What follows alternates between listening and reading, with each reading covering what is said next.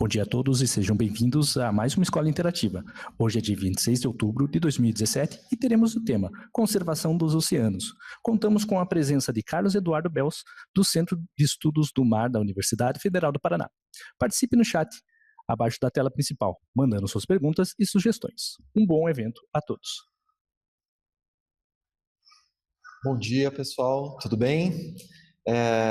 Bom, eu sou professor da Universidade Federal do Paraná, trabalho ali no Centro de Estudos do Mar, da UFPR, aqui no litoral do Paraná. Trabalho com biologia, na verdade, com biologia marinha. E vou falar um pouquinho para vocês sobre conservação dos oceanos. Então, o meu laboratório dentro da universidade chama LEBIO. Depois, ali no final da apresentação, tem alguns links ali, se vocês quiserem acessar, tem algumas informações. E eu faço parte de uma ONG também voltada para a conservação dos oceanos, que chama Planeta Do.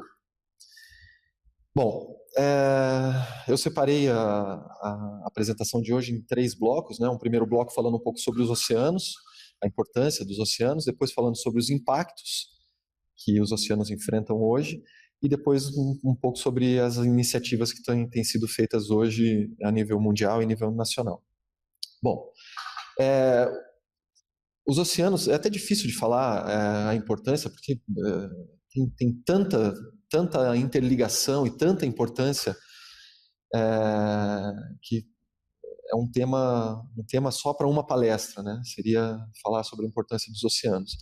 Mas eu vou tentar resumir aqui. Então, os oceanos eles ocupam 71% da superfície do planeta, 361 milhões de quilômetros quadrados. Soma 97% da água do planeta, né? Só 3% da água do planeta é doce, o resto é água dos oceanos. Mais da metade dessa área possui profundidades maiores que 3.000 metros, e são, né, grande parte dessas áreas desconhecidas da ciência hoje. A gente conhece mais sobre a superfície de Marte, na verdade, do que o fundo dos oceanos. Por muito tempo não existia tecnologia adequada para se explorar o fundo dos oceanos. Agora, devagarzinho, a gente está conseguindo fazer isso e estão surgindo várias informações que a gente não sabia antes. 64% da área ocupada pelos oceanos é alto mar, é mar aberto, né? Ou seja, não tem jurisdição de nenhum país. Isso é um complicador também para essa questão da conservação dos oceanos, porque não existe um dono, né? O planeta é o dono dessa área. Para efeitos práticos, ele é dividido em 5 oceanos. Na verdade, são totalmente interligados, né? A gente vai mostrar aqui um pouco, tem correntes marinhas, vários fenômenos que acontecem a nível global e que envolvem o oceano como um todo. Mas, né, para efeitos práticos, a gente divide os oceanos em 5 oceanos. Então, tem o Oceano Pacífico, o Oceano Atlântico, o Oceano Índico, o Oceano Ártico e o Oceano Antártico. Além disso, dentro dessa divisão de oceanos, existem outras subdivisões, mares, golfos, estreitos, que é, na verdade, para facilitar o entendimento e o estudo dos oceanos. É um ambiente bem peculiar, bem distinto, né, do ambiente terrestre, com fenômenos próprios do ambiente marinho, como marés, ondas, correntes marinhas, vórtices, e uma série de fenômenos, né, que são próprios do ambiente marinho e que são bem distintos do ambiente terrestre. O que justifica, então, pessoas estudarem, né, oceanografia, biologia marinha, voltarem os olhos para esse ambiente que é bem distinto do restante.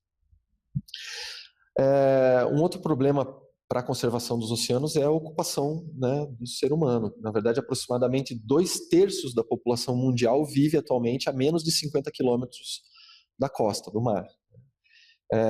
Essa faixa de terra litorânea é correspondente a menos de 2% do território terrestre e abriga uma população de um pouco mais de 4 bilhões de pessoas.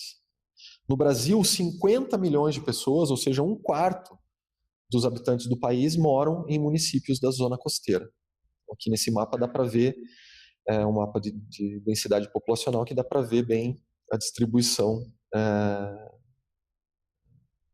né, das pessoas mais próximas realmente da costa. Bom, os oceanos têm grande importância ecológica, econômica, política, sociocultural. Né? Para citar algumas dessas questões, bom, a primeira de todos é a biodiversidade dos oceanos, né? Que é a maior biodiversidade do planeta, é onde está concentrada a maior quantidade de espécies e de hábitats e ecossistemas diferentes, distintos. Estima-se que existam 236 mil espécies já identificadas, catalogadas nos oceanos, mas esse número pode chegar a milhões, porque na verdade a gente desconhece boa parte desse ambiente marinho. A vida surgiu nos oceanos, a gente não pode esquecer isso, né? A vida surgiu nos oceanos, se complexou, né? Se diversificou nos oceanos, depois saiu dos oceanos, veio para o ambiente terrestre, algumas espécies voltaram a se adaptar a esse ambiente marinho, então é um ambiente de biodiversidade incrível. Além disso, produz mais da metade do oxigênio de todo o planeta. Algumas pessoas costumam falar que a Amazônia é o pulmão do mundo, mas na verdade não, né? Os oceanos são o pulmão do mundo, as microalgas que existem nos oceanos fazem fotossíntese e produzem uma quantidade muito grande de oxigênio, mais da metade do oxigênio de todo o planeta vem dos oceanos. Além disso, tem um papel importante no sequestro de carbono, né? Toda a emissão de gás carbônico e toda essa questão que é discutida com relação ao aquecimento global e à concentração maior de gás carbônico na atmosfera. Boa parte desse gás carbônico é absorvido pelos oceanos, né, no próprio processo de fotossíntese também. E, dessa forma, os oceanos funcionam como um bloqueio para esse aquecimento global.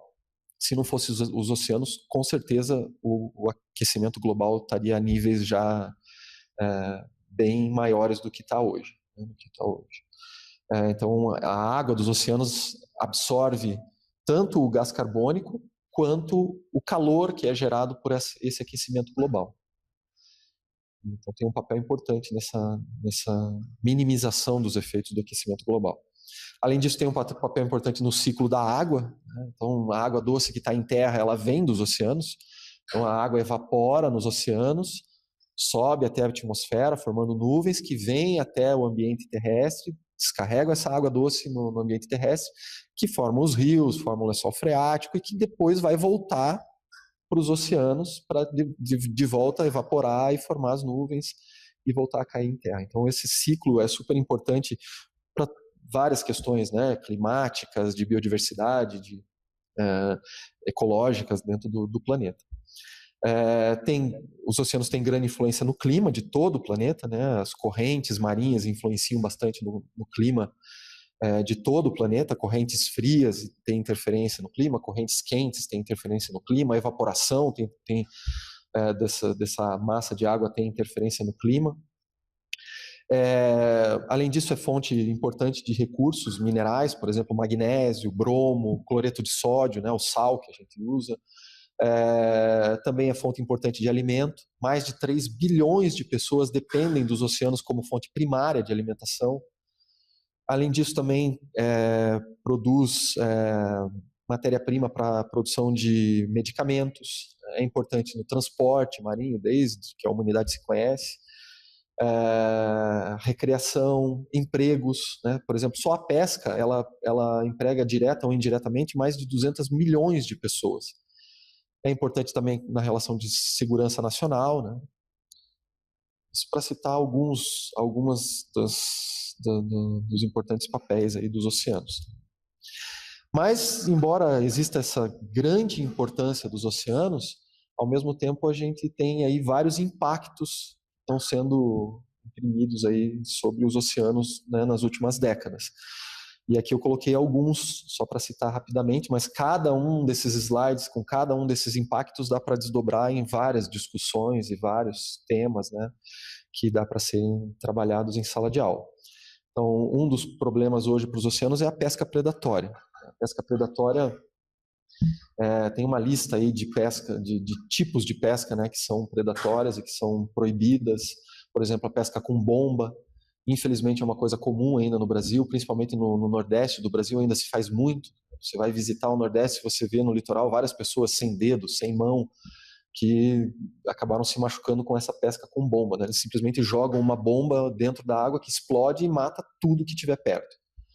A pesca com redes inapropriadas, isso também é comum. Às vezes o cara tem um peixe ou um determinado recurso que ele quer, e em vez de ele usar uma rede específica para aquele tamanho, para aquele tipo de peixe, ele usa uma rede diferente que acaba pescando várias outras espécies e são descartadas, né?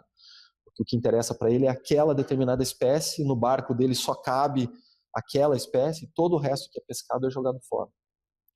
A pesca com rede de arrasto, a pesca de arrasto, para mim, hoje, acho que é um dos maiores problemas hoje de conservação dos oceanos, né? Alguma coisa urgentemente tem que ser feita com relação à pesca de arrasto. É uma pesca extremamente predatória, é uma rede, o próprio nome já diz, ela vai até o fundo com pesos, né, com portas que vão até o fundo, mantém essa rede esticada e ela vai arrastando tudo que tiver no fundo marinho. Tudo, crustáceos, moluscos, corais, tudo que tiver no fundo do oceano acaba vindo junto com essa rede. Aqui tem uma foto, né, de uma pesca com rede de arrasto. Vocês podem ver que tem de tudo aqui, né? Tem lagosta, tem tubarão, tem peixe, tem vários outros organismos. Estima-se que 1/10 só dessa pesca de arrasto é o que tem valor comercial. Isso quer dizer o quê? Se um pescador aqui no litoral do Paraná, por exemplo, for pescar camarão, que eles usam a rede de arrasto para pescar camarão, de 1 para 1 quilo de camarão que ele vai realmente vender, que é o foco dele, ele vai pescar outros 10 quilos de outras espécies que vão ser jogadas fora, que vão morrer e que vão ser simplesmente descartadas. Peixes pequenos que ainda poderiam crescer, né, e servir como recurso para pesca, acabam sendo... Então é uma coisa que não faz muito sentido, na verdade. A pesca em épocas proibidas, então hoje a gente tem legislação que estabelece épocas do ano que pode pescar determinados tipos de recursos, né? A gente chama de defeso, e muitas pessoas desrespeitam isso. Pesca em locais proibidos, existe legislação também, por exemplo, a pesca de arrasto tem uma determinada distância da costa que ela pode ser feita, e isso muitas vezes é desrespeitado também. A pesca fantasma, que é um outro problema seríssimo, né? Muitos desses pescadores, quando perdem a rede, por exemplo, o cara está fazendo pesca de arrasto e prendeu numa pedra, numa rocha, e ele não conseguiu tirar, ele corta essa rede e deixa a rede embora, deixa a rede lá no mar. E essa rede no ambiente marinho, o material da rede, demora muitos e muitos anos para se decompor. E essa rede fica presa ali no ambiente marinho e continua pescando, mesmo sem o pescador estar junto, né? E é isso é chamado de pesca fantasma. A gente vê aqui um golfinho, ficou preso numa rede, aqui uma tartaruga completamente presa numa rede, essas redes que ficam aí abandonadas pelos oceanos. Além da pesca predatória, a pesca que não é permitida, tem a sobreexploração desses recursos pesqueiros, né? Mesmo na pesca que é permitida, existe hoje vários estudos que mostram que esses recursos pesqueiros têm declinado a quantidade. A pesca, na verdade, no mundo todo está estagnada já há muitos anos, não consegue aumentar, não consegue subir, porque, na verdade, esses recursos não têm tempo de se renovar, né? E é engraçado, na verdade, falar isso, né? Porque eu acho que a pesca... para mim, a pesca eu acho que é uma atividade que tem que ser muito melhor controlada. A pesca é como se fosse, na verdade, a caça no ambiente terrestre, que a gente já proibiu faz tempo, porque a gente viu que não tem sustentabilidade, né? No ambiente marinho isso é permitido. Quando a gente fala de recursos pesqueiros, a gente fala de estoques pesqueiros, como se fosse algo que tivesse numa prateleira e fosse lá só buscar, pegar e que, né, fosse só um objeto. E, na verdade, não, são seres vivos, né, que precisam se reproduzir, que precisam recompor a sua população depois que a gente vai lá e retira isso do ambiente natural. Então, aqui a gente vê a pesca, por exemplo, da sardinha, que é um recurso que está praticamente se esgotando no mundo todo. Aqui, nessa foto de baixo, a gente vê, isso aqui tudo é barbatanas de tubarão. Imagine quantos tubarões não foram mortos para conseguir tudo isso daqui. Na Ásia, principalmente, as barbatanas de tubarões elas têm um valor comercial alto, né? Eles acreditam que é afrodisíaco, que cura doenças, uma série de coisas, então ainda é comercializado. Só que cadê os tubarões daqui, né? Na verdade, todos foram descartados. A carne desses tubarões foi jogada fora. E aí eu acho que realmente para o futuro a tendência é essa aqui, né? Na verdade, esse gráfico mostra em alaranjado aqui a estagnação da pesca, desde aí da década de 80 não conseguiram aumentar a captura dessas espécies.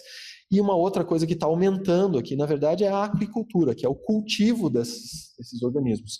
O que faz muito mais sentido, né? Em terra a gente deixou de caçar e passou a produzir esses animais. a criar esses animais.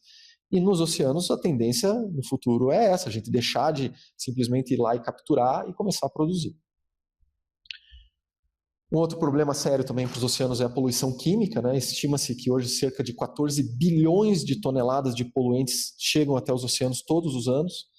E aí esgoto, resíduos industriais, fertilizantes agrícolas, petróleo, plásticos, herbicidas, inseticidas, tintas, detergentes, solventes, remédios, aditivos alimentares, metais pesados. Vou fazer uma lista enorme aqui de poluição química que chega até os oceanos. Então, é muito errado a gente imaginar que o que a gente faz aqui em terra não vai afetar os oceanos. Mesmo cidades distantes do oceano, tem rios que vão levar esses poluentes até o oceano em algum lugar. Então, esse é um equívoco a gente pensar de que a escola não está próxima do oceano, a gente não tem que discutir poluição marinha. Tem que discutir poluição marinha em todos os locais do planeta. Poluição física. Então, o lixo hoje é um problema seríssimo para os oceanos. O principal vilão hoje nessa questão do lixo é o plástico. O plástico, claro, tem uma importância grande para toda a sociedade, mas a gente está produzindo uma quantidade absurda, sem preocupação nenhuma com a destinação desse plástico. A gente acha que simplesmente a gente coloca numa sacolinha e coloca para fora de casa e o problema já não é mais meu, o problema é da prefeitura que vai coletar, o problema é do lixão que vai ter que depositar esse material, e na verdade não é bem assim que funcionam as coisas, né? A gente tem que, desde a geração ao consumo, à destinação, a gente mesmo como pessoas, individualmente, pensar em tudo isso. Então a gente vê que das quase 300 milhões de toneladas hoje de plástico produzidas anualmente no mundo, cerca de 13 milhões de toneladas acabam chegando aos oceanos, mesmo colocando em lixões, mesmo tentando, né, destinar esse plástico de outra forma. E 80% desses 13 milhões de toneladas acaba vindo de terra firme. Né? Então, vem justamente o nosso gerenciamento do lixo não é adequado. Só a título, né, de curiosidade, esses dias eu precisei fazer um remédio de manipulação e era com doses diárias e eu não sabia, mas quando a farmácia me encaminhou isso pelo correio, quando chegou era um pacote enorme. Cada uma das doses estava embalada num potinho de plástico bem rígido. Eu fiquei abismado com aquilo, né? Liguei para a farmácia e falei, nossa, mas que desperdício isso, né? Quanto plástico, o que eu vou fazer com isso? Eu posso mandar de volta para vocês reutilizarem? Eles, não, a gente não reutiliza e a gente só trabalha desse jeito. Então, o que cabe aí? Cabe nós, como consumidores, falar, olha, desse jeito eu não vou comprar. Eu quero que seja um pote único com um dosador que eu possa eu mesmo fazer a dosagem, né? Então, é nesse sentido que a gente tem que mudar um pouco do nosso perfil. Aqui dá para ver algumas fotos, né? Isso aqui é uma foto de uma região litorânea, a quantidade de lixo. Aqui um albatroz que morreu e tudo isso daqui que está aqui estava no estômago desse albatroz. Você vê aqui isqueiro, você vê aqui tampinha de garrafa, você vê aqui um monte de material plástico que esse animal ingeriu e acabou morrendo por conta disso.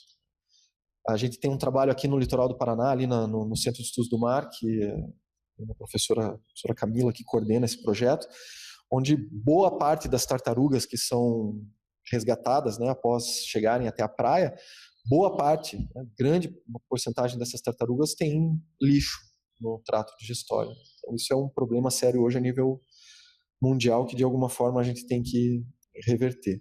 Além disso, esse lixo vai se decompondo com o tempo e formando microplásticos que contaminam, né, quimicamente o ambiente, que são absorvidos por várias espécies de animais marinhos, né?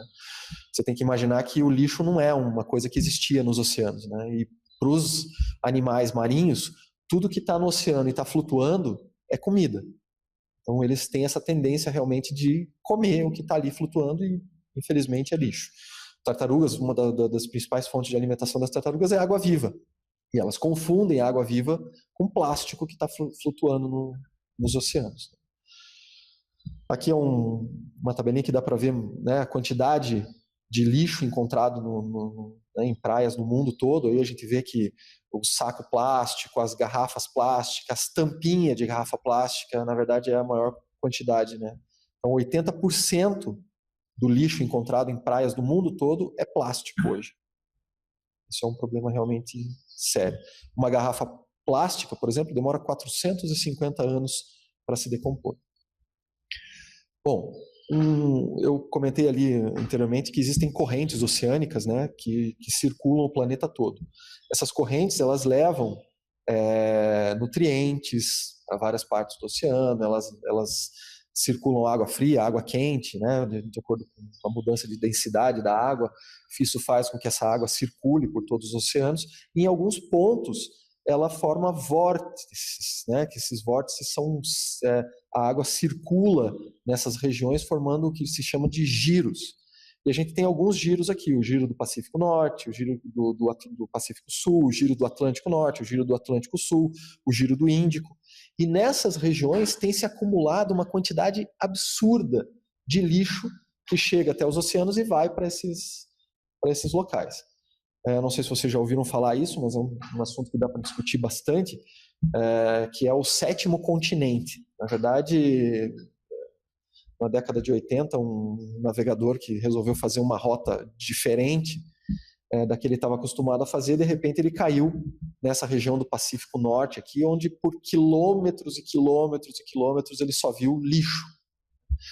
Isso era desconhecido da ciência, da sociedade, e a partir daí começaram a estudar e começaram a fazer vários estudos sobre isso, e realmente é assustador. É uma área muito grande, mais de 1.000 quilômetros quadrados, que está concentrada em todos esses giros, né, do oceano, mas principalmente nesse giro do Pacífico Norte, aqui, onde existe uma quantidade muito grande, com aproximadamente 10 metros de profundidade em toda a área, onde se concentra uma quantidade absurda de lixo. Além disso, outras alterações também nos habitats, né, costeiros, oceânicos. Por exemplo, a gente vê aqui uma praia onde toda a restinga foi, né, destruída. A gente vê aqui uma região de mangue que foi destruída para se fazer cultivo de camarão. Eu estava falando lá que a aquicultura é um lado interessante, né, em substituição à pesca extrativa, mas na verdade toda a atividade humana tem que ser controlada, né? Mesmo a aquicultura pode também ser muito impactante para o ambiente. Espécies invasoras também é um problema sério. A última vez que eu participei aqui na escola interativa foi justamente para falar desse problema das espécies invasoras, que hoje estima-se que é a segunda maior causa de extinção de biodiversidade no planeta é a introdução de espécies invasoras. E muitas dessas espécies são marinhas, e hoje um dos grandes vilões dessa questão das espécies invasoras é a água de lastro de navios que circulam o planeta inteiro carregando água de lastro para todo o planeta e, com isso, carregando espécies que são introduzidas em vários locais do mundo. A gente tem aqui um exemplo de microalgas tóxicas, né, são introduzidas. Aqui o coral-sol, que é um coral que foi introduzido aqui no ambiente brasileiro, né, na costa brasileira, que tem causado grandes problemas hoje para ecossistemas de recifes de coral, né, no Brasil. O aquecimento global, né, o aquecimento dos oceanos, na verdade, que é causado pelo aquecimento global, estima-se que a elevação da temperatura dos oceanos até 74 metros de profundidade já é de 4,4 graus, né, desde a década de 70, isso vem sendo aumentado, vem sendo monitorado. As consequências dessa elevação da temperatura dos oceanos: aumento do nível do mar, com o derretimento das geleiras, queda da salinidade. Se você tem o derretimento das geleiras, você aumenta a quantidade de água doce nos oceanos e com isso você diminui a salinidade. Isso tem uma grande influência, né, nas espécies, né, que vivem nos oceanos, na circulação da água também, porque uma água menos salgada é menos densa, isso interfere na circulação das correntes marinhas. Contaminação por água salgada das reservas de água potável, porque com o aumento do nível dos oceanos, essa água entra para dentro do continente, né, comprometendo o lençol freático. Enchentes, comprometimento do padrão de circulação de correntes, né, porque a água quente e fria também tem densidades diferentes, o que interfere também na circulação, nesses padrões de circulação. Alterações no clima, a gente vê aí, né, El Niño, Laninha, são fenômenos, né, que têm influência pela temperatura dos oceanos. Comprometimento da circulação de nutrientes na cadeia alimentar. Se eu tenho comprometimento da circulação de correntes, eu tenho comprometimento da circulação de nutrientes também.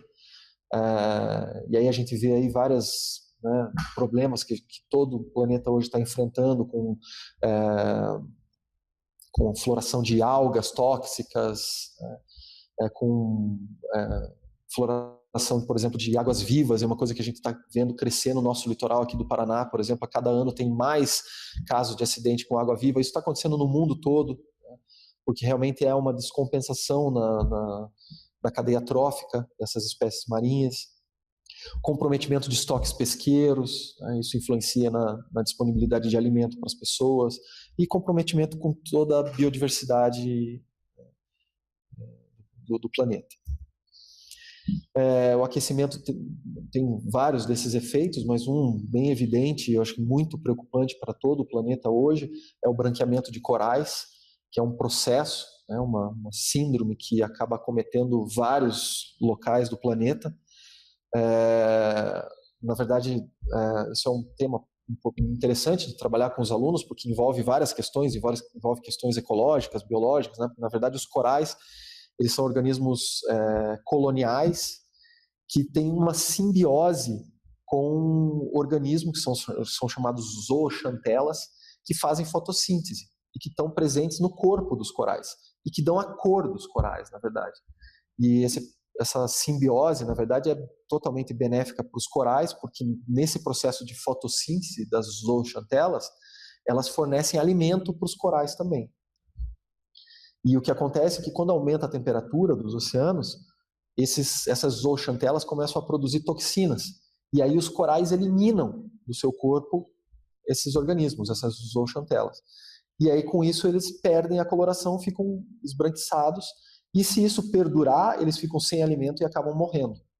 Então, esse é um processo que está preocupando muito, por exemplo, a Grande Barreira de Corais da Austrália, que é um ambiente de biodiversidade incrível, né? Esses ambientes de corais, na verdade, são ambientes de muita biodiversidade. E essa síndrome estima-se que em 2016, 91% dos corais dessa Grande Barreira de Corais da Austrália sofreram de alguma forma com essa síndrome do branqueamento de corais. Então, o aquecimento ele é causado pelo aquecimento global, e isso é fato, isso não tem mais o que discutir hoje.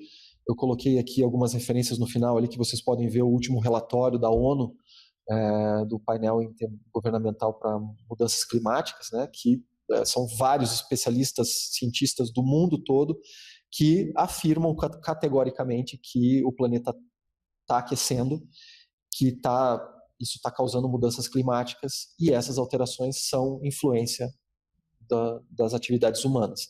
Não tem como mais a gente negar isso, embora alguns países, né, a gente vê agora os Estados Unidos aí se negando que exista o aquecimento global, se negando a participar de acordos internacionais para redução do aquecimento global, que eu acho que é uma lástima, né? Mas é na contramão realmente de tudo que está se discutindo e está se afirmando no mundo todo.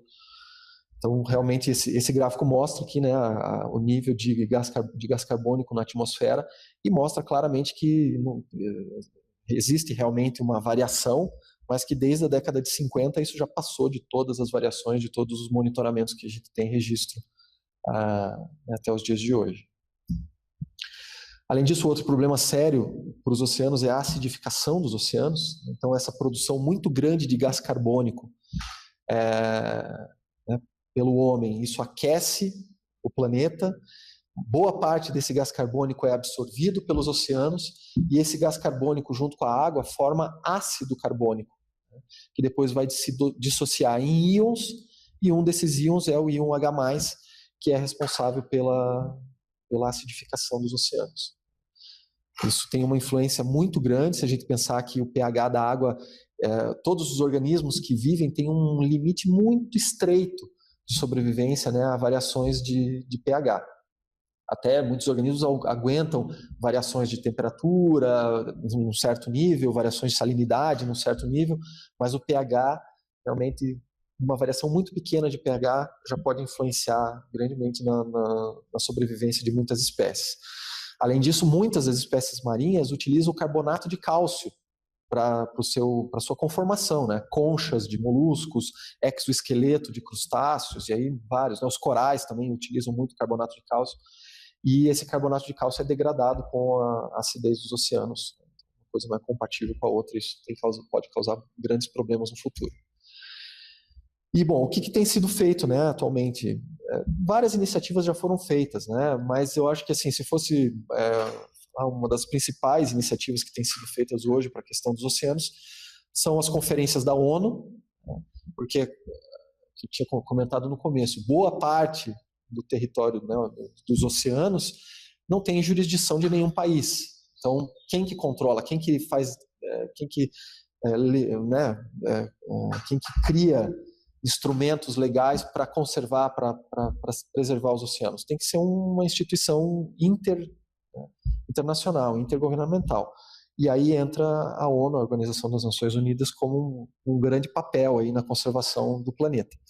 E vários eventos da ONU foram organizados, né, conferências, desde a de Estocolmo em 1972, a Rio 92, e várias outras, né, até a Rio mais 20, que comemorou 10 anos da Rio 92, que foi aqui no Rio de Janeiro de novo. Ao longo dessas conferências da ONU, foi se construindo, né, um entendimento maior sobre o que fazer com relação à conservação dos oceanos. Em 2015, a ONU produziu um documento que eu acredito que hoje tem que ser um dos grandes balizadores para a conservação de todo o planeta, né, hoje em dia, que são as ODS, os Objetivos de Desenvolvimento Sustentável. São 17 ODS, 17 Objetivos de Desenvolvimento Sustentável, e que determinam políticas públicas internacionais e coisas que os governos teriam que fazer para a conservação do planeta até 2030, com metas, inclusive, para atingir até 2030.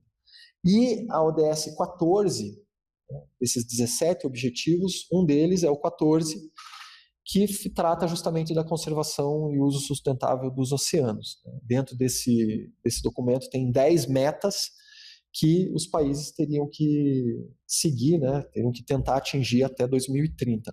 É um documento bem interessante de ler, de acompanhar e de trabalhar em cima dessas metas, dessas diretrizes, né, para todas as áreas, na verdade, mas aqui principalmente, né, falando dos oceanos, a ODS 14.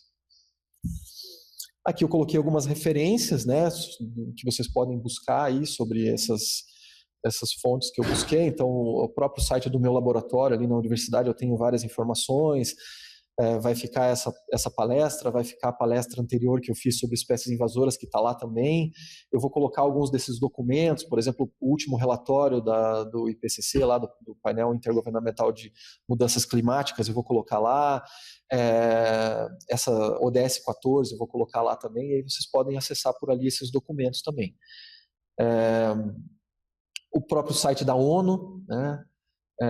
Infelizmente o site da ONU só está em inglês e em espanhol, mas tem muitas informações, muitos relatórios, que eu acho que vale a pena, né, dar uma olhada. O Brasil tem uma página da ONU no Brasil, que está aqui o link também, que vocês podem acessar. Aqui nesse link aqui vocês têm o relatório, o último relatório da ONU sobre mudanças climáticas, que foi de 2015, 2014, se não me engano, que tem muitas informações interessantes. Aqui tem o site da FAO. A FAO é uma organização dentro da ONU que trata sobre alimentação, agricultura, né, pesca, e tem vários relatórios interessantes também sobre isso, né, principalmente sobre essa relação da conservação e desses recursos alimentares no mundo. Aqui tem um link do YouTube para uma reportagem que passou na Globo sobre esse 7º continente, essa quantidade absurda de lixo que está hoje no Pacífico. Vale a pena dar uma assistida, uma reportagem que a Globo fez falando sobre lixo e sobre esse acúmulo de lixo nos oceanos. E aqui alguns contatos, né? Então esse aqui é o meu e-mail. Se alguém tiver interesse em mais algumas informações, pode entrar em contato comigo. Aqui é o link do meu laboratório e esse aqui é o link de uma ONG que eu faço parte, uma ONG voltada para a conservação dos oceanos, que chama Planeta d'Eau. O, na verdade, é água em francês. A gente tem uma ligação com pessoas da França, né, que estão junto com a gente nessa ONG, né, que fundaram a ONG junto com a gente. E aqui é uma iniciativa, na verdade, um projeto que a gente está fazendo aqui em escolas municipais aqui do município de Curitiba, justamente tratando dessa questão da conservação dos oceanos. E é um trabalho muito bacana que tem dado bons resultados e que a gente quer estender esse trabalho para outras escolas, né? E se alguma escola tiver interesse, a gente pode discutir isso, né? De estender esse projeto. O projeto chama Escola Mar. E é a ideia de mostrar, mesmo escolas que estão distantes do oceano, o quanto as nossas ações aqui em terra influenciam na conservação dos oceanos. É isso, obrigado de novo pelo convite, né? Obrigado à professora Eliane pelo convite, obrigado ao pessoal da Escola Interativa pelo apoio, e eu estou sempre à disposição para outras intervenções. Obrigado. Muito bem, então vamos para as perguntas. Então, pergunta do Gabriel: o que são microplásticos e como eles podem nos afetar? Bom, na verdade, assim, o plástico hoje é um dos grandes vilões aí hoje, né, para a conservação dos oceanos. E o plástico, a partir do momento que ele vai para o ambiente, ele começa a se degradar. Essa degradação é lenta. A gente viu ali num gráfico que eu mostrei que demora muitos anos, né, para um plástico se degradar. Depende do tipo do plástico, né? Hoje a gente tem alguns plásticos que são biodegradáveis, sacolas plásticas que são biodegradáveis, que se degradam numa velocidade maior. Mas tampinha de garrafa plástica, por exemplo, que é um plástico bem rígido e tal, isso demora centenas de anos para se decompor. Mas essa decomposição não acontece de uma hora para outra, ela vai aos poucos acontecendo. Então, ao longo dessa decomposição do plástico, ele vai se degradando e formando partículas pequenas de plástico, partículas menores e mais finas, né, de plástico, que a gente chama de microplástico. E esse microplástico, na verdade, ele é muito mais facilmente absorvido por esses animais marinhos e por toda, né, a cadeia trófica que está ali nos oceanos. Então, um peixe pequeno consegue comer um pedacinho desse plástico, né, desse microplástico. Depois um outro peixe maior vai comer esse peixe e também vai ingerir. Ele vai acabar passando pela cadeia trófica. Isso realmente tem um comprometimento grande, inclusive na nossa saúde, porque esses plásticos têm componentes químicos que também contaminam essas espécies e que podem depois chegar até a gente, né? Então isso realmente é um problema seríssimo hoje a nível mundial. Muito bem. A Lúcia, ela faz a seguinte pergunta: enquanto educadores, como podemos relacionar a conservação dos oceanos com a manutenção da vida no continente e nos reflexos em nossos rios? É fundamental a gente trabalhar. Tem algumas questões que a gente pode informar e a gente pode mostrar que é realidade, né? Então, por exemplo, aquecimento global. O aquecimento global ele tem relação com produção de gases de efeito estufa, com produção de gás carbônico, que é principalmente vindo da queima de combustíveis fósseis, né, gasolina, diesel, todos esses combustíveis fósseis, petróleo e tudo mais.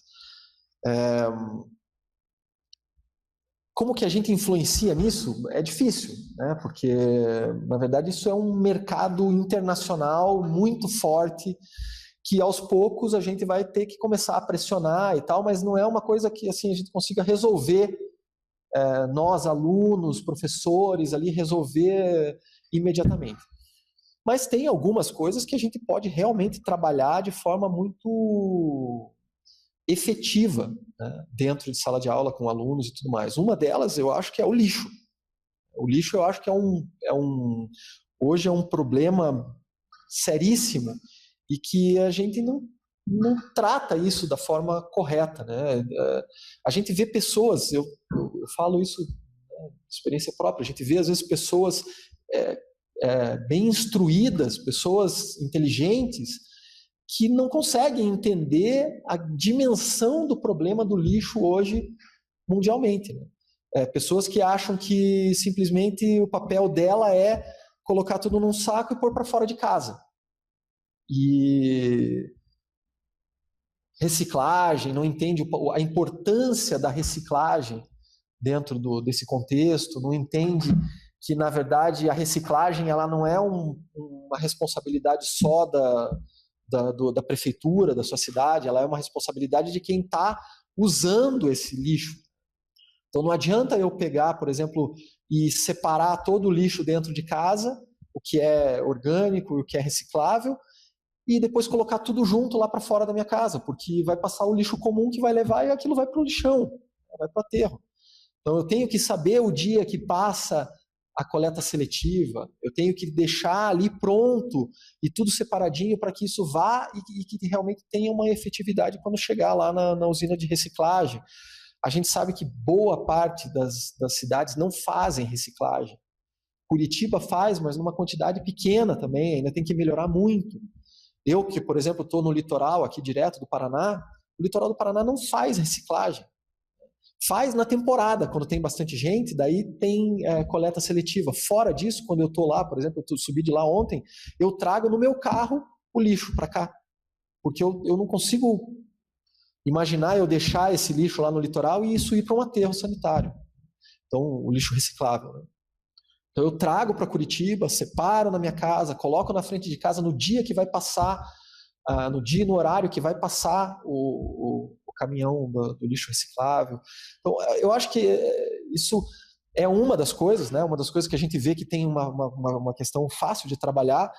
E outra coisa que eu acho que é o seguinte, a gente conhece muito pouco dos oceanos. E para a gente querer conservar, a gente tem que conhecer. Então, trabalhos como a gente tá fazendo nas escolas aqui, por exemplo, a gente tem uma fotógrafa submarina, a Noeli Ribeiro, que é parceira nossa do projeto, a gente leva ela até as escolas para mostrar as fotos dela, do ambiente, né, submarino. As crianças ficam encantadas com esse mundo.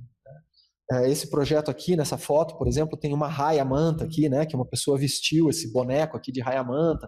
A gente fala da importância dessas espécies, fala da conservação, da importância da conservação desses animais, que eu acho que é uma coisa que dá para trabalhar também de forma bacana, né, dentro das escolas. Acho que mais ou menos por aí. Tem mais uma pergunta. O aumento da incidência de ataques de tubarões no Nordeste pode estar relacionado com o aquecimento global? Nesse caso específico, ali no Nordeste, tem a ver, na verdade, com ação humana também, tem a ver com uma dragagem que foi feita, e foi feito dentro do porto ali de Suape e algumas outras áreas ali no Nordeste, falando dessa questão específica ali, né? Que interferiu principalmente na distribuição de outras espécies de peixes nessa região. E aí faltou alimento para os tubarões, e aí eles passou a ter mais incidências de ataque de tubarão. Mas isso é bem pontual, né? Essa questão dos tubarões é uma questão bem, assim, tipo...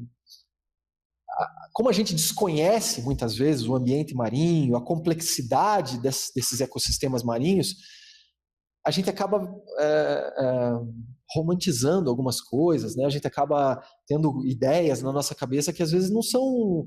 A gente, por exemplo, vê um filme sobre tubarões atacando pessoas e a gente acha que o tubarão é o vilão da história, né?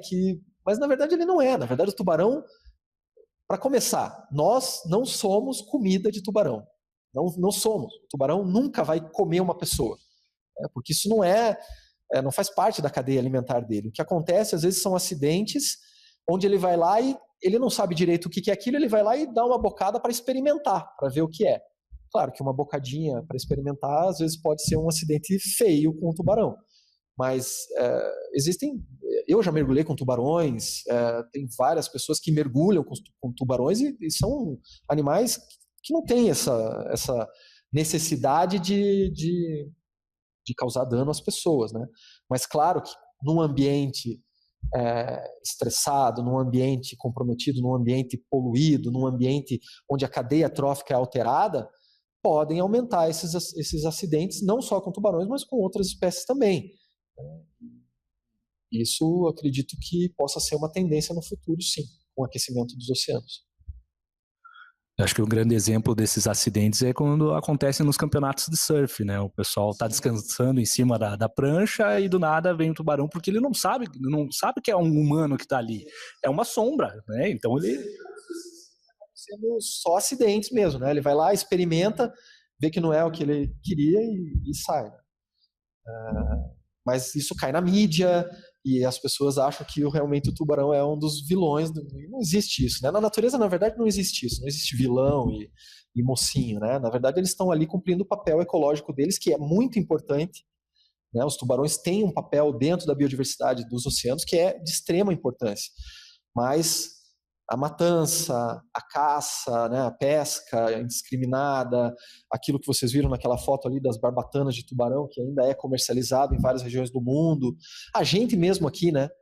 A gente, para aliviar um pouquinho essa história, a gente chama o tubarão de cação. Ah, eu vou fazer uma muqueca de cação. Você, na verdade, matou um tubarão para fazer aquele teu prato, né? Isso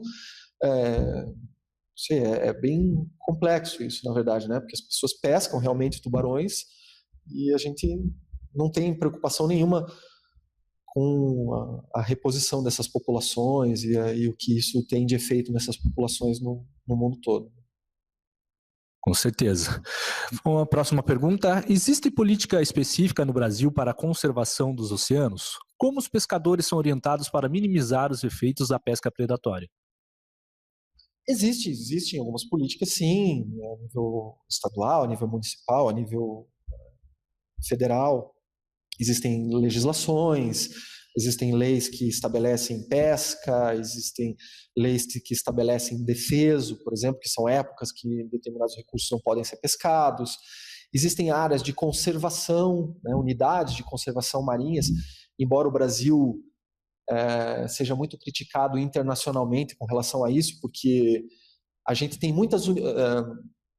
esse é um tema também que daria para abrir para muita discussão, né? Mas vocês sabem que existe o SNUC, que é um sistema nacional de unidades de conservação, né? que é estabelecido pelo governo brasileiro, onde existem várias categorias de unidades de conservação.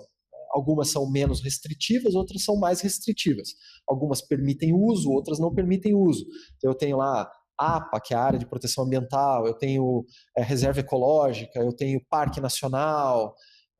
Isso existe tanto a nível federal quanto estadual e municipal. Só que a maioria dessas unidades de conservação no Brasil estão em terra, estão no continente. E existem muito poucas unidades de conservação marinhas no Brasil. E isso é uma crítica, porque o Brasil tem uma costa enorme, um litoral enorme, e muito poucas unidades de conservação. Então foi um compromisso, na verdade, do Brasil de aumentar o número de áreas de unidades de conservação marinhas. Mas na prática a gente vê que isso não está acontecendo na velocidade que a gente esperava. Né? Parque Nacional Marinho, por exemplo, para vocês terem uma ideia, às vezes a gente nem conhece isso, né? Aqui no litoral do Paraná, a gente tem um arquipélago, são 3 ilhas, né, pequenas, que estão bem na frente do nosso litoral, chama Currais, né? É o arquipélago de Currais. Em 2014, esse arquipélago foi transformado em Parque Nacional Marinho. É o 3º Parque Nacional Marinho do Brasil só. Só existe Fernando de Noronha, Abrolhos e agora esse Parque Nacional Marinho que a gente tem aqui no litoral do Paraná. Mas, infelizmente, não tem estudo quase nenhum dessa área. Aí, você vê, por exemplo, quem é responsável por essas unidades de conservação? É o ICMBio hoje. Existe, para esse Parque Nacional Marinho, que é o 3º Parque Nacional Marinho do Brasil, tem uma pessoa responsável do ICMBio, que está sediado aqui no litoral do Paraná, que não tem uma sede própria desse Parque Nacional Marinho, e não tem barco. Quer dizer, o cara é chefe de um Parque Nacional Marinho e o cara não tem como ir até lá. Então a gente ali no Centro de Estudos do Mar, quando a gente faz algum projeto ali nesse arquipélago de currais, a gente sempre liga para ele e chama ele para pegar uma carona para ele poder ir ver o parque que ele é o chefe, que ele é o responsável, porque o ICMBio não tem barco para ele ir até lá. Um parque, uma unidade de conservação, todas as unidades de conservação do Brasil têm que ter um plano de manejo. O que é esse plano de manejo? É o plano de como você vai gerenciar essa unidade de conservação. O que vai ser permitido, o que não vai ser permitido, como que eu vou desenvolver projetos de pesquisa, projetos de conservação, como que eu vou permitir a visitação e tudo mais, isso está tudo dentro do plano de manejo. Existem unidades de conservação que já foram constituídas há décadas no litoral do Paraná e que ainda não tem plano de manejo. O próprio Parque Nacional de Currais não tem plano de manejo, o Parque Saint-Hilaire-Lang, que é um parque enorme aqui na região costeira do litoral do Paraná, também não tem plano de manejo. Então, é bem complexo isso, né? Mas existem iniciativas, mas ainda tem que melhorar muito. Voltando ao assunto dos microplásticos, né? É verdade que os microplásticos podem absorver toxinas presentes no mar e que podem nos contaminar se ingerirmos peixes? Então os microplásticos é aquilo que eu estava comentando, né? O plástico ele vai se degradando lentamente e vai formando esses microplásticos. Muitos desses microplásticos, eles ficam no formato de gel, eles vão se gelificando, eles vão ficando gelatinosos e podem sim absorver outras moléculas e outros contaminantes que estejam ali na água, né? Mas mesmo o próprio plástico tem uma série de produtos, né, contaminantes que estão ali dentro dele e que com essa degradação vão sendo liberados, né, liberados para a água e podem sim, esses microplásticos serem consumidos por peixes, que são consumidos por outros peixes e por outros peixes e por outros organismos. Então ficam todos se acumulando na cadeia trófica e podem sim chegar até a nossa mesa. A gente tem uma ideia, às vezes, de que o oceano ele recicla tudo, ele absorve tudo e ele só fornece coisas limpas para a gente, né? Mas isso nem sempre é verdade, porque isso vai depender do quanto a gente está contaminando essas áreas. É muito comum a gente ver aqui no litoral do Paraná, por exemplo, as pessoas vão comer ostra. E daí as pessoas falam assim, vão no mercado de Paranaguá ali, por exemplo, e falam assim, e os caras estão vendendo ostra, dizendo, essa ostra você pode comprar porque essa ostra veio de Guaraqueçaba. Como se Guaraqueçaba fosse o ambiente mais limpo e mais puro da face da Terra, e que então essa ostra não tem contaminação nenhuma. Bom, só que é o seguinte, o que não falaram para ninguém é que as comunidades que vivem ali em Guaraqueçaba e que criam ostra na frente da casa delas, não tem saneamento básico nenhum. O que isso significa? Que todas as fezes, todo o esgoto que sai direto dessas casas cai em cima dessas ostras. E que depois vão para o mercado público de Paranaguá e são consumidas pela gente. Por isso que vocês viram agora recentemente também em Santa Catarina que foi proibido o comércio de ostra por conta de microalgas tóxicas que estão ali no ambiente, que também é influência do ser humano, do aquecimento, de nutrientes, de poluição que tem no mar. Então, realmente o oceano ele não provém coisas limpas se a gente não cuidar dele, né? Então eu acho que isso é uma visão um pouco equivocada que a gente tem, de que o oceano absorve tudo, depura tudo e tudo que a gente consumir de lá tá íntegro, né? Na verdade, peixes da costa, por exemplo, em regiões que são poluídas, vão estar poluídos também, vão estar contaminados também, né? Mesmo sendo um peixe pescado ali no litoral, mas a gente costuma imaginar que um peixe pescado é menos contaminado que um peixe produzido numa fazenda de piscicultura.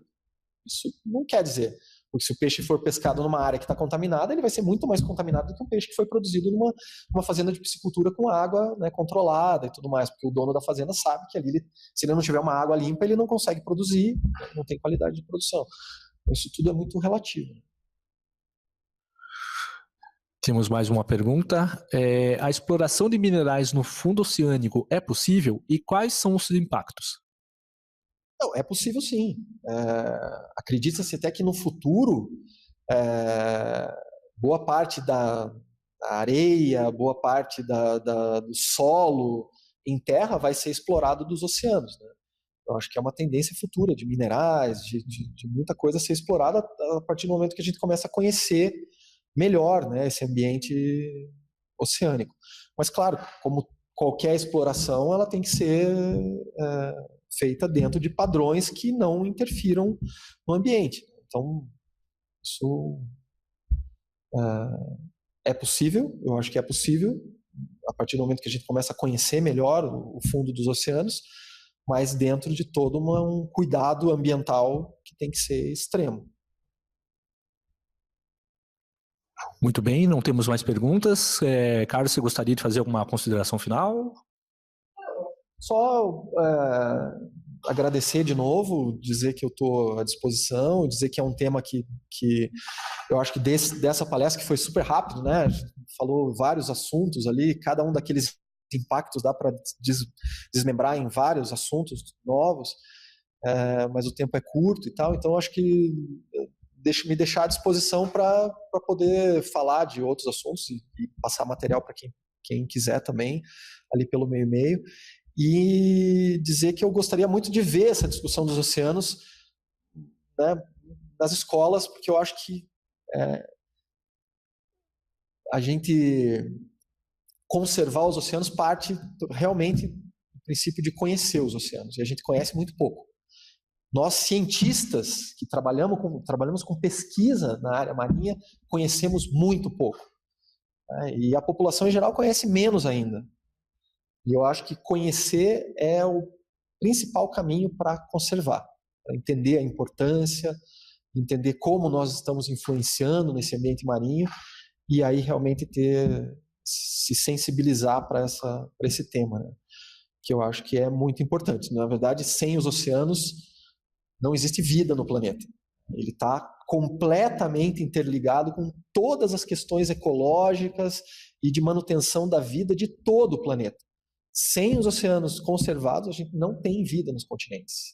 E eu acho que só aí já é uma justificativa para a gente trabalhar muito essa questão da conservação dos oceanos dentro das escolas. E entender principalmente isso, que mesmo uma escola lá no interior, né, do Paraná, ou no interior do Brasil, no centro do Brasil, ela tem que trabalhar a conservação dos oceanos, porque tudo o que ela fizer ali, uma hora ou outra, vai influenciar nessa conservação dos oceanos. O lixo vai cair na água do rio, que vai chegar uma hora no mar, os contaminantes industriais, químicos que estão saindo dali do solo, vão cair na água do rio, vão cair no lençol freático e uma hora vai chegar no mar.